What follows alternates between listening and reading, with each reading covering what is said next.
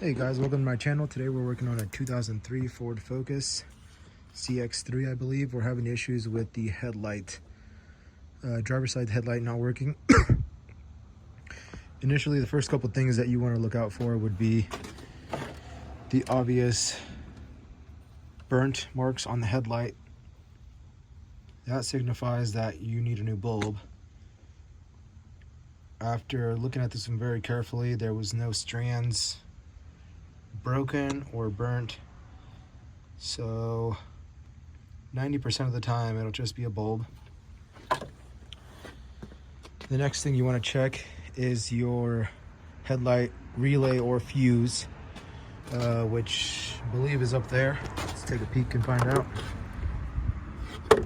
You may find it in there. I did not go that far into my search because the issue was obvious. But a good way to figure that out, if you have issues with a relay or a fuse, it would be if neither of your headlights work. That would be a good sign to immediately kind of figure out if it's a fuse or not. If you have no headlights at all, that may be a fuse or a relay. In this situation, it was only the driver's side. So I will show you why it was so obvious right off the bat.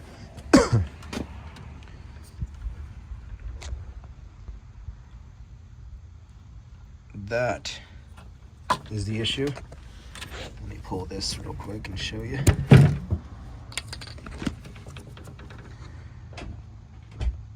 So the grease is okay, that's dielectric grease,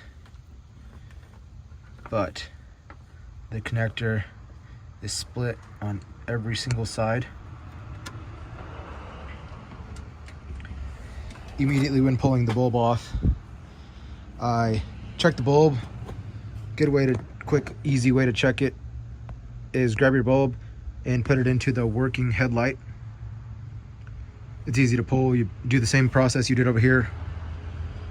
Pull the cover, disconnect the connector, take the bulb off of the current one that's working, and then put your supposable bulb that's not working into there, and you'll find out real quick if whether or not you have a working bulb or not. So I double checked and made sure that the bulb was good. It was good, it fired up real good. So then that only leads me to my most obvious issue, and it would be the melted connector on there. All you gotta do, run to your parts store for a total of $5 and replace the headlight socket. This is what it should look like. It's not gonna be exactly the same regarding the colors, the wire color on the back, but it is what you need. The design is the same. Take your bulb with you and make sure it fits in there. All you need to do is now hook up the red is going to go on the top right side here.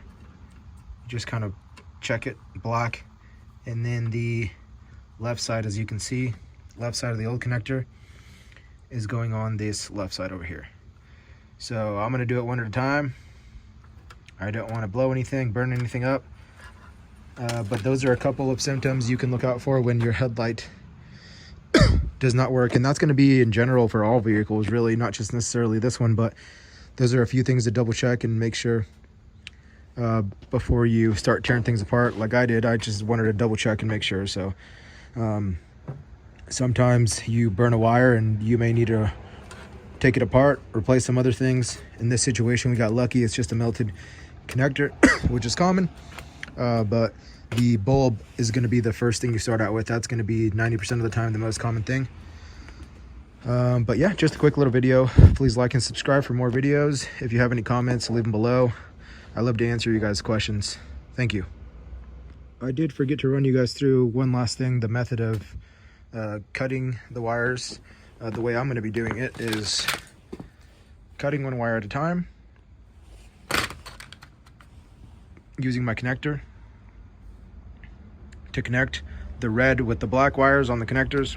I'll show you guys real quick.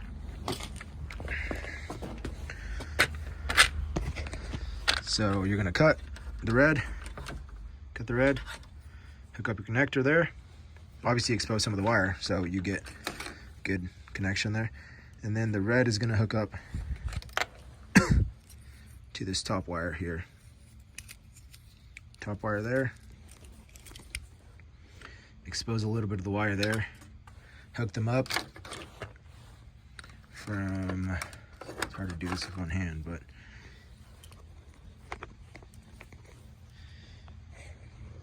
so that cut wire right there, connector to the right location on your connector there. So it'll be the end of that. And then I always take a little more precaution. Obviously, I'm going to use my heat gun. Put them to those connectors.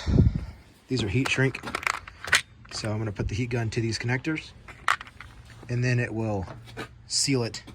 But then I like to do an extra precaution. Liquid electrical tape. You can get it at any part store or Walmart. Anywhere really. And then all it is just like a tar, liquid tar. It's like liquid tape pretty much is what it is. I think that's what it's called. So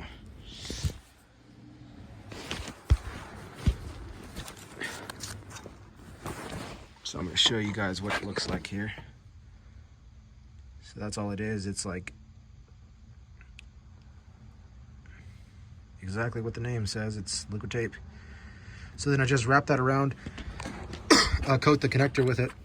Coat the connector, the location of the cut spot, and then that's the way I like to seal it. I like to do a little extra precaution. Not everyone likes to do that. And I just wanted to run you guys through that real quick. Thank you.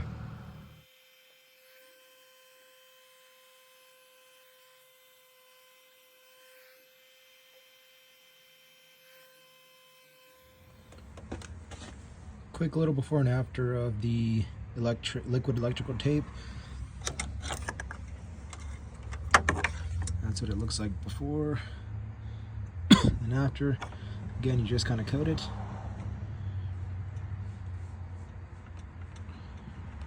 This is how it applies, just like this. I like to make sure the ends are coated so no moisture gets in there. Get to the other end there. Be careful with this stuff because it does not come off clothing. And then it dries fairly quick, which is good. Sorry, it's a bit of a challenge to handle the camera and the tool to apply the liquid tape. So yeah, you get the idea. I just wanted to show you kind of what before and after it looks like.